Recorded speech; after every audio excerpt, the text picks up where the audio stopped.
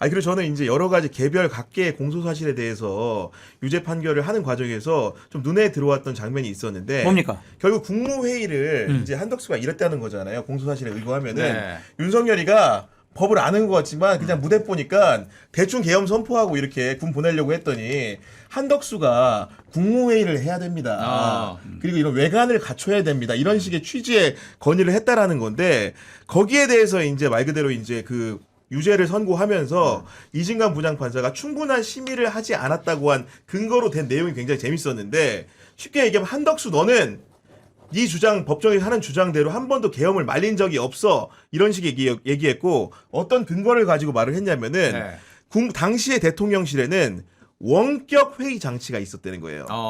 그렇기 때문에 지금 보면은 편의대로 내 편임 국무위원만 먼저 불렀다가 과반이 의결을 해야 된다니까 11명을 모으려고 추가로 연락을 한 거잖아요. 네. 세종에 있는 부르지 않는 국무위원들도 이렇게 원격 화상장치를 연결하면은 다 같이 화상회의 해가지고 이걸 충분히 심의할 수 있었는데 너 그런 노력도 안 했잖아. 그래놓고 네가 무슨 갑자기 계엄을 말렸다고 하는 거야. 이런 얘기를 하더라고요. 보니까. 계엄에 가담했다라는 중요한 근거로 이걸 그렇죠. 제시한 거잖아요. 그렇죠. 네. 그러니까 한덕수 전 국무총리 같은 경우에는 불법적인 비상계엄에 법적 절차적인 정당성을 부여하는 건의를 한 사람이다. 그러니까 너는 동조 세력이다. 그렇죠. 이렇게 네. 판단한 것 같습니다. 저는 처음부터 한덕수는 내란 부두목이에요. 네. 부두목. 부두목은 그러니까요. 김용현 전 장관이 아닐까요? 그것도 부두목. 부두목이 몇 명? 누가 몇 부두목은 또 명이 왜 수석 있을 수 부두목 있으니까. 붙자 들어가는 네. 것은 보통 한 3명 정도가 있잖아요. 네, 붙자는. 아니 그리고 이제 우리가 중간에 특검이 맨 처음에는 내란 그 우두머리를 방조한 혐의로 이제 기소를 했는데 네. 그것도 이제 형량이 높으니까 뭐 그런가 보다 했는데 중간에 이제 이진관 부장판사 그거 아니다. 내란 중요 임무 종사 혐의로도 추가로 적용해서 하려고 했는데 거기에 대해서도 법리적으로 명쾌하게 정리를 해주더라고. 어떤 거냐면은 기본적으로 내란 사건에서 이런 방조 혐의라는 건 존재하지 않는다. 네. 집합적으로 동조한 사람은 다 내란이란 범죄를 저지른 집합체다. 그렇기 때문에 주요 임무 종사면 종사고 단순 가담이면 가담인 거지 우두머리를 방조한 혐의가 어디냐 이러면서 딱 일가를 해버리더라고 보니까. 그러네요. 네. 법리적으로도 상당히 이해가 되는 판결이었고 네. 여기에 더해서 이 판결 선고를 본 사람 중에서 네. 이상민 같은 경우에는 정말로 다른 분들보다 피부로 체감하는 벌의 깊이가 더 클 것 같아요. 왜냐하면 한덕수가 자기 의무를 위반해서 행동을 하지 않은 거를 자기 의무 부작위라는 부작위. 법률적 이유로 판단을 했는데 네. 어떤 거냐면은 그게 뭐냐 이상민이가 단전단수 지시를 받고 이런 내용을 알았으면은 네가 헌법상에 보장한 권리를 가진 총리로서 제어를 했어야 되는데 그런 역할을 안 해서 이 벌을 가한 건데 그러면 당연히 이런 지시를 윤석열로부터 받고 소방청이나 이런 데 지시를 한 이상민 같은 경우에는 당연히 유죄 아닙니까 이게. 그렇죠. 언론의 자유를 근본적으로 침해하고 그것을 완전히 막으려고 했던 사람이잖아요. 실질적으로 윤석열이 했던 불법적인 비상계엄의 행동 대장 같은 역할을 하지 않았느냐. 네. 만약에 그때 진짜로 계엄군들이 여러 군데의 방송사들 단전단수하고 단전단수하고 뭐 소방청하고 네. 같이 이렇게 협의를 해가지고 그러니까요. 거기에 또 출입 못하게 하고 여러 가지 언론 보도 못하게 했으면은 이거는 비상계엄이 성공할 수도 있지 않았느냐. 그런 아찔한 상황에 내몰릴 수밖에 없었죠. 그러니까요. 우리 허재훈 씨 같은 경우에는 오늘 이 판결 선고 내용들을 이렇게 보고 들으면서 네. 어떤 부분을 가장 유심하게 좀 봤습니까? 그러니까 사실 저는 굉장히 이해하기 편하게 해줬다는 것 자체가 너무 감사했었고 그리고 윤석열 때는 5년이라는 게 사실상 이게 말이 되냐. 그리고 사실 이 법원이 굉장히 조롱의 대상이 좀 됐잖아요. 내란이 초범이 어디 있고 재범이 어디 있습니까? 맞아요. 네. 이런 부분들 고령 건강상의 이유 초범 이런 거 다 차치하고 너무 시원한 판결을 내려줘가지고 네. 전 좀 효능감이 있었다라고 느껴지는데 로투스님 같은 경우에는 네. 이 판결문 즉시 서점에서 팔아야 된다.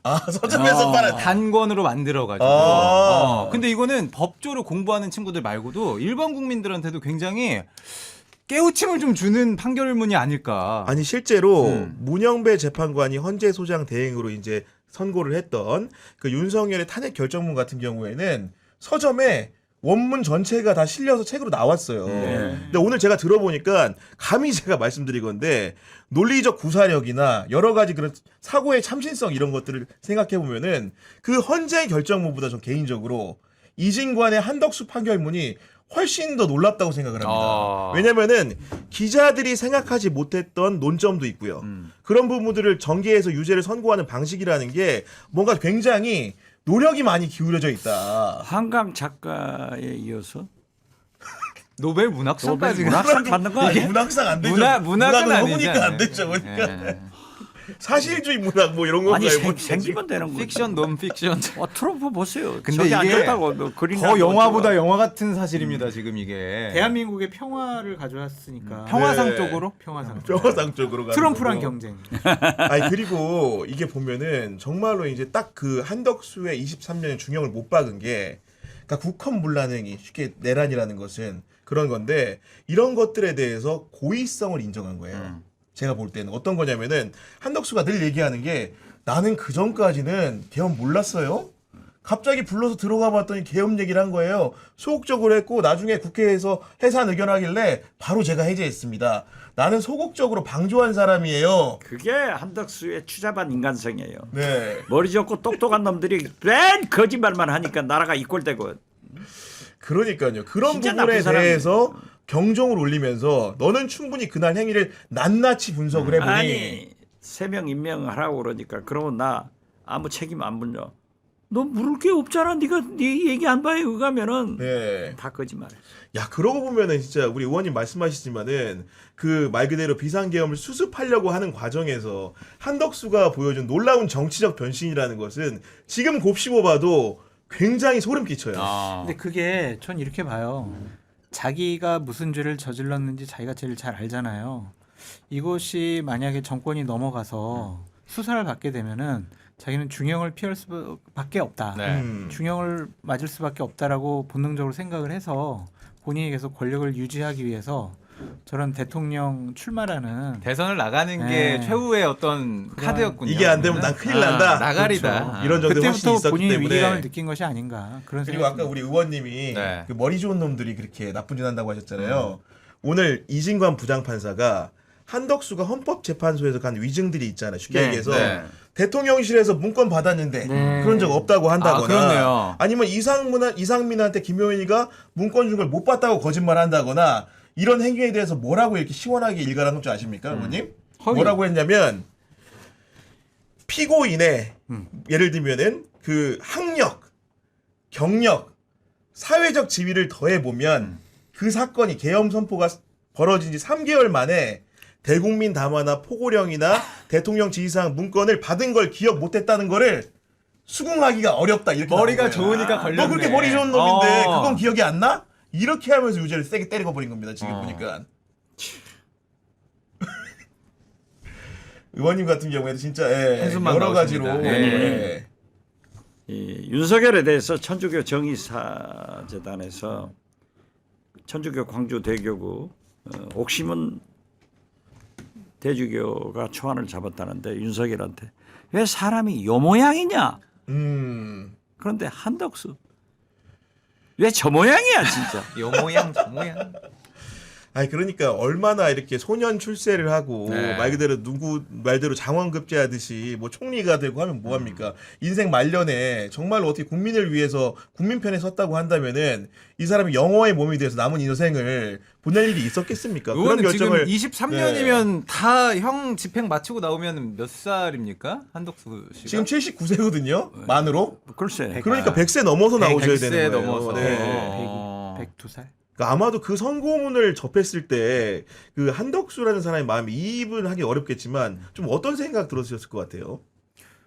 저는 그렇게 그런 벌을 받아본 적이 없어서 잘 모르겠는데 이런 점이 좀 더 분노를 불러일으키지 않았을까? 저렇게 주요한 혐의를 받고 재판을 앞두고 있으면 좀 집에서 자중하는 모습을 보이는 것이 좋지 않았을까? 그러니까요. 그런데 그렇죠. 네. 호텔에 앉아가지고 맛있는 거 먹고 사진 찍고 이런 모습에 참 많은 국민들이 더 분노하지 않았을까 그런 생각도 들고 이게 꿈인가 생신가 할 것 같아요. 지금까지 정말 대한민국 최고 엘리트로서 정말 잘 먹고 잘 살았잖아요. 한마디로. 그렇죠. 네. 또 어찌 보면은 대통령이 될 뻔한 그런 대권의 꿈도 예, 꿨었고. 그런 길에 가까이 갔었었고 그런데 갑자기 이제 감옥에서 여생을 보내야 된다고 생각을 하면 아직은 현실감이 없을 텐데 저 원장님께 여쭤보고 싶은 거는 감옥에 이제 가셨을 때 현타가 온 거는 며칠 지나서 현타가 내가 진짜 이게 진짜 현실이구나. 네, 감옥에 이렇게 있다니 내가 맛있는 것도 못 먹고 야. 이 식판에 밥을 먹어야 되네. 나 어떡하나.